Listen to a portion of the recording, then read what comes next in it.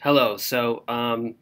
I am making this video for Dr. Sarah Tolbert for her class at the University of Arizona to talk about my paper, The Secret Identity of a Biology Textbook, and straight and naturally sexed. I'm probably just going to use a few minutes here. I'm not going to talk too long about the article because I know you don't really you need to read it and you need time for that.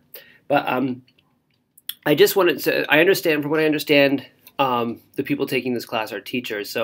I wrote this article as a new PhD student. So it was the first course paper of my first course as a PhD student.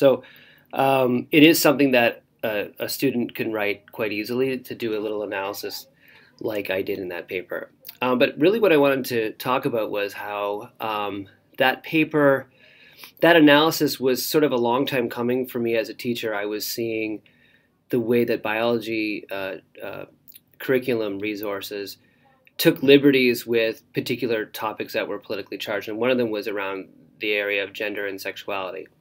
And so I was particularly interested in the way that discourses or science materials would speak about these issues, but do so kind of in a science-y kind of way, and in doing so kind of exercised or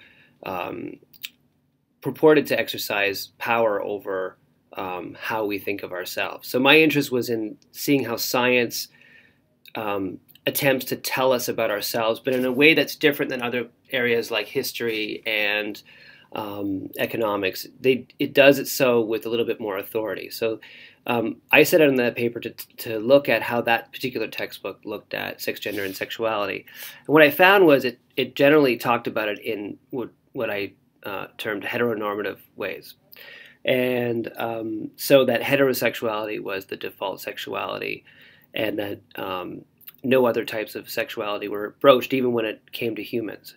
And the effects of what I argue, the effects of that is to exclude students who see themselves differently, and to not allow a diverse representation of sexuality to be present in a class where when it talks about how human beings are and political issues, does so again with more authority because it is science.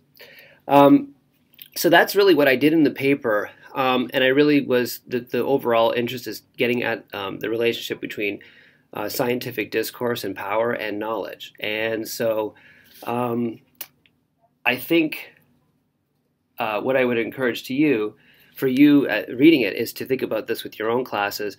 Another thing that came out in the paper was that discourses around sex gender, around being quote-unquote male and female, seem to idealize both sort of a hyper-masculine kind of identity and a very feminine identity as two ideals which are virtually almost unattainable for any of us. And I think that the issues of sexuality and sex gender would be really useful for students to get to talk about in class. So that's really it that I want to say about the paper. And again, going forward, if the paper is of any use at all, I think it's useful in asking, what does it mean for science and technology, mathematics, and engineering to talk about issues of political importance? When science and math, mostly science in this case, talk about things like sexuality, what kinds of power is being exercised? And so that's sort of the general theme of the paper, and also who's being excluded from the way that these issues are being discussed. So I hope that's helpful, and happy reading.